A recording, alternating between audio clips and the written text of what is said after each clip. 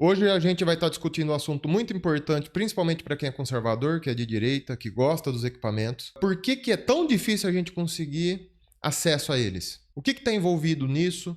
Como que era antigamente? Como que está hoje? O que que a gente passou nesse meio tempo? Que governo que teve mais liberdade? Que governo que teve mais restrição? Ou se isso é lorota? Deixa aqui nos comentários o que você acha, que a gente vai estar discutindo isso e muito mais. Bom, no Brasil todo mundo sabe que o acesso às armas hoje é bem restrito. Começou lá atrás no governo Fernando Henrique com a obrigação de estar registrando os equipamentos. Tá? Antigamente não precisava, antes do Fernando Henrique não precisava. A posse ou porte de equipamento desse, considerado apenas contravenção penal. Você não ia preso, não acontecia praticamente nada. É igual hoje o povo porte de maconha, não acontece nada. Com a eleição do Fernando Henrique, que o pessoal considera de centro, sei lá que diabo que esse é centro ou se é esquerda, passou a ser obrigatório o registro dos equipamentos, onde foi criado o Sinarme. Aí todo mundo teve que fazer passou uma anistia, todo mundo teve que registrar os equipamentos, todo mundo foi lá, cadastrou. A maioria ficou com o pé atrás, acabou nem cadastrando nada, né? Até hoje tem gente que aparece aí com arma sem documento lá de trás, é coisa velha, equipamento antigo. Hoje não tem anistia, hoje não tem mais nada. O que você consegue hoje é a compra de equipamentos novos. De acordo com o governo, a medida deles hoje, o governo de esquerda, que é o Lula, ele quer restringir o acesso e diminuir a aquisição, que realmente é uma política de desarmamento. Então, você que é de esquerda, pensa bem. Na hora que tiver um bandido entrando na tua casa, você vai chamar a polícia? A polícia faz um excelente trabalho. Não estou falando mal da polícia, tá? Eles fazem o serviço deles. Só que não dá tempo da polícia chegar na sua casa para poder estar prevenindo um assalto, estar prevenindo algum crime. A gente é a primeira linha de defesa da nossa família, do nosso patrimônio. Então, eu gostaria que vocês pensassem bem se realmente tem necessidade de ter um equipamento desse ou não. Tá? Eu estou falando de equipamento aqui para o YouTube não derrubar a gente, o alcance do vídeo, tá bom? Eu não vou estar falando aquele negocinho. Eu vou sempre estar falando de equipamento, tá ok? Hoje vai ser um vídeo um pouco mais... uma conversa mais aberta, um pouquinho de como era, como que tá hoje, tá? O que que a gente tem que fazer, por que que a gente tá nesse imbróglio por causa de política, né? Porque o povo é burro. Infelizmente, o povo é burro, não sabe votar, tá? Hoje a gente vive a ditadura do ignorante, que a maioria quer só pão e circo. Tá aí as bets, tá aí a Bolsa Família, enfim. Eu só vou estar querendo explicar para vocês mais ou menos como que está funcionando hoje a aquisição dos equipamentos, tá? Se você gosta, fica com a gente, comenta aqui o que você acha da aquisição dos equipamentos, se você tem que ter um, se não tem, se a polícia vai fazer a sua primeira linha de defesa, se não vai, tá? Então vamos lá. Antigamente, lá no governo Fernando Henrique Cardoso, hoje eu considero de esquerda, antigamente o pessoal falava que era de centro, enfim, direita, nunca foi, tá? É só pegar as políticas públicas dele que vocês vão ver que é uma bosta. Ele e o Congresso da época tornaram obrigatório o registro das armas. Antigamente não precisava. A polícia te parava na rua e via que você estava portando uma arma, era só uma contravenção penal. Praticamente não acontecia nada. Ia lá, o delegado te ouvia e te liberava. Não precisava pagar fiança. Eu acho que não precisava pagar fiança, nada. Aí, com o governo do Fernando Henrique, foi criado o Sinarme, onde o pessoal começou a registrar os equipamentos. A maior cagada do mundo, porque o comercial aceitou numa boa, ninguém discutiu isso, e começaram a fazer os registros. E como o povo começou a reclamar demais, e entrou o governo do PT, o governo do Lula, né, que tá aí até hoje, só o Bolsonaro conseguiu derrubar ele por um breve período e voltou o Lula. Aí quando entrou o PT, eles quiseram, através do mensalão, aprovaram o Estatuto do Desarmamento, que é a Lei 10.826. E como o povo reclamou demais por causa da restrição que havia nessa legislação, houve o referendo em 2005, onde quase 60 milhões de brasileiros votaram pela não proibição da venda de armas. Só que, enfim, não proibiu, só que o governo dificultou a aquisição. Praticamente foi a mesma coisa. Você, para estar adquirindo armas, você tem que passar por vários requisitos objetivos, né? E não objetivos também, porque a comprovação da efetiva necessidade passava a ser obrigatória para estar adquirindo a posse ou porte de arma. E o delegado da Polícia Federal concordava com isso ou não, né? Isso que é efetiva necessidade é um ato discricionário do delegado, é um ato discricionário da Polícia Federal para você estar conseguindo adquirir o equipamento. Aí de lá para cá, houve uma série de restrição, a aquisição dos equipamentos diminuiu drasticamente, tá? O governo estava conseguindo o que queria. Era um mercado pequenininho até a entrada do Bolsonaro. O Bolsonaro, ele quis ampliar a aquisição de arma, ampliar o acesso para a população, ter o equipamento. Só que foi de um jeito, acho que mal assessorado, quem estava junto com ele acho que não sabia como que funcionava, porque era um tema bem restrito. Os maiores estudiosos parece que não foram consultados sobre como que funcionavam essas coisas. Aí foi decreto para lá, decreto para cá, e libera porte para pipoqueiro, libera isso, libera aquilo, assim, sem um estudo, sem um planejamento a longo prazo. Por quê? A população estava meio amortecida nesse tema e virou modinha. Ah, vamos comprar um equipamento, uma G2C, vamos comprar uma metralhadora, enfim, foi esparramado isso 7 ventos. Desvirtuou realmente o que é ter uma posse de arma hoje, ter um porte de arma, o que é o CR, para que serve o CR, o que é um atirador esportivo, o que é um manejador, enfim, isso tudo foi desvirtuado. Eu não estou falando mal do Bolsonaro de ter tentado ampliar a aquisição dos equipamentos para a população. O que eu vi foi um jeito meio aloprado de estar fazendo isso. Não foi um negócio planejado, não foi um negócio estudado, não houve a tentativa de estar alterando a legislação em si, foi feito tudo por decreto. A gente sabe que na hora que troca o presidente, se trocam os decretos.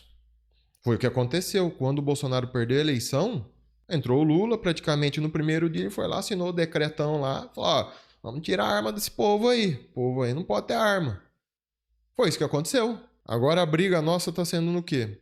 Tá revertendo isso daí. Só que eu espero, caso o Flávio ganhe a eleição, ele faça de um jeito um pouco mais planejado. O que seria esse jeito planejado? Que eu espero, minha opinião, tá? Se você tem a sua opinião, deixa aqui nos comentários como deve ser. Porque a gente tem que estar discutindo isso, que é para a população, não é para mim, não é só para você. É para todos. Todos que querem ter acesso a esses equipamentos. Tá? Pensa no equipamento como uma ferramenta. Ah, quem mora na cidade, a proteção maior feita pela polícia, mas e quem mora longe do centro? A polícia chega rápido? Quem mora numa chácara, num sítio, a polícia chega rápido? Consegue evitar o crime? Não consegue? Quem já teve essa situação também deixa nos comentários aqui se a polícia chegou na hora que você ligou. Isso sempre sem falar mal da polícia. A polícia sempre fez o serviço dela, na medida do possível, do salário que ganha, como ganha, enfim, tá? Eles trabalham como dá também, que a gente sabe que no Brasil é uma bosta. Entre salário, assim, o que é recolhido de imposto, que eles são a primeira linha de defesa da sociedade contra traficante, contra organização criminosa, tá? Agora, a defesa em si, de um assalto, de alguma coisa mais assim, de emergência, que é a gente que é a primeira linha de defesa. Não tem como a gente delegar isso para outra pessoa, tá? A gente que vai defender a nossa família lá na hora, o que está acontecendo. Não existe isso. Ah, primeira linha de defesa é a polícia? Não. Perante a sociedade, sim. São eles que vão fazer a defesa da sociedade, no geral. Agora, tem um bandido invadindo minha casa. Eu vou ligar o 90? Dá tempo? O cara chutando a porta. Dá tempo de você ligar o 90? Enfim, aí vai do pensamento de cada um, tá? Bom, quando o Bolsonaro entrou, foi liberado realmente, foi facilitado o acesso às armas através de decretos, tanto para posse, porte realmente eu não vi nessa época. Os próprios delegados da Polícia Federal não, por ser um ato discricionário, a própria Polícia Federal segurou isso daí, a questão do porte, tá? Houve sempre houve pouquíssimos portes de arma. Nunca foi um negócio meio banalizado. A posse era só declarando que você precisava de uma arma para defesa. Somente isso, tá? Só que era bem limitado também essa arma, porque ela tinha que ficar em casa. Acho que na época era 300 munições por ano. Aí você poderia estar adquirindo, acho que até 6 armas, tal. Aí passou os calibres, que hoje é restrito, passaram a ser permitidos, enfim. Aí virou esse rolo que todo mundo conhece hoje, tá? 9mm era permitida, passou a ser restrita, 40, assim, 5 meses, os outros calibres sempre foram restritos, tá, gente? Tá? A arma de alta energia sempre foi restrita, tá? Dependendo do governo. Aí o Bolsonaro foi lá, liberou bastante essa parte da posse e liberou bastante coisa no CR. No CR você poderia ter até 30 armas, porrada de munição, enfim, tudo por decreto.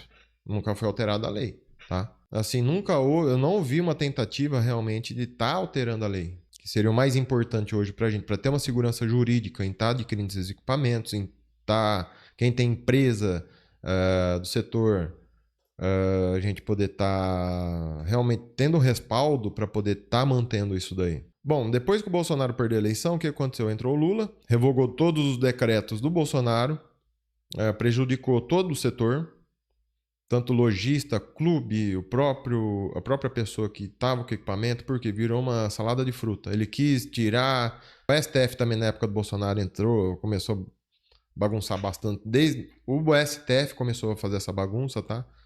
Que começou a interferir nos decretos. Aí dos decretos, podado muita coisa dos decretos pelo STF, tá? Aquelas ADINs e tal, quem era da época lembra. Que a fuzil era considerada arma de guerra, que não podia adquirir, ficou paralisado toda essa parte de aquisição, enfim, virou uma zona. Tá? Aí entrou o Lula, revogou todos os decretos, colocou os decretos como eram mais ou menos na época dele, nos governos dele depois de 2003, tá? Aí o que passou a ser liberado no governo Bolsonaro voltou a ser restrito, tá? Os calibres, a quantidade de aquisição de armas, enfim. Uma coisa também, o STF considerou na posse, poderia estar declarando a aquisição de arma para defesa pessoal, aí precisou estar comprovando. Tiraram da bunda isso daí, colocaram lá e foda-se. Nenhum deputado ou senador criticou essa decisão, né? Provavelmente a gente não vai ter nenhuma discussão sobre esse assunto. O que eu vejo hoje é a parte política só contra a Constituição, sendo um governo formado totalmente de direita, conservador, que senão vai dar merda, do mesmo jeito. Enfim. O que eu espero daqui pra frente? A gente tem uma eleição agora em outubro. Vai ser votado presidente, vai ser votado senador, deputados. O que eu espero que a população... Assim, espero, mas não tem muita esperança de estar colocando realmente um governo conservador, de direita, tá? Que realmente faça as mudanças necessárias, que aprovem projetos de lei que dê segurança jurídica para o setor, para a gente não estar sofrendo igual está sofrendo hoje. Muitos clubes fechando, lojas fechando, importações canceladas porque não compensa mais estar trazendo equipamentos restritos para o Brasil porque não tem venda. A Polícia Federal segurando a questão das autorizações de armas restritas para o CAC. A posse de arma bem limitada também, você tem que comprovar a efetiva necessidade para poder estar adquirindo arma na Polícia Federal. Tá? A gente espera que a população hoje, pelo sofrimento que eles estão passando por um governo de esquerda, tanto a parte de segurança, a parte econômica, a parte tributária, espero que entendam que não é só Bolsa Família, não é só pão e circo. E a gente não pode só depender disso. Essa liberação de bets, essa liberação dessas coisas, enfim. Eu não sei como que os deputados e os senadores aceitaram isso. A ideia é tema para outro vídeo. A gente tá aqui hoje só meio que botando um papo, que faz tempo que eu não faço vídeo. Ver na cabeça hoje tá uma explicada para vocês bem superficial de como que funcionava e como que funciona hoje. Hoje o jeito mais fácil de estar adquirindo equipamento é tirando CR, infelizmente. Tá? Quem hoje só quer uma arma para defesa pessoal, ele tem que partir pro CR também. Tenta posse. Se passar a posse, beleza. Senão o CR está em andamento. A gente recomenda dar entrada dos dois juntos para você conseguir estar adquirindo de um jeito ou de outro. Tá? O certo seria a posse, porque é uma arma destinada para defesa pessoal. O CR é destinado para tiro, caça e coleção, tá? O famoso CAC. Você vai fazer o CR e vai se tornar CAC. A situação é essa. A gente espera que isso mude daqui para frente, após a eleição. Ou acaba permanecendo igual, dependendo do resultado da eleição, né? A gente tem esperança que tudo mude, a gente tem esperança que realmente o negócio favoravelmente para o nosso lado. Mudando favoravelmente para o nosso lado, vai mudar para todo mundo, para melhor. Deixem nos comentários o que vocês acharam do vídeo. Abraço a todos, até mais e tchau, tchau.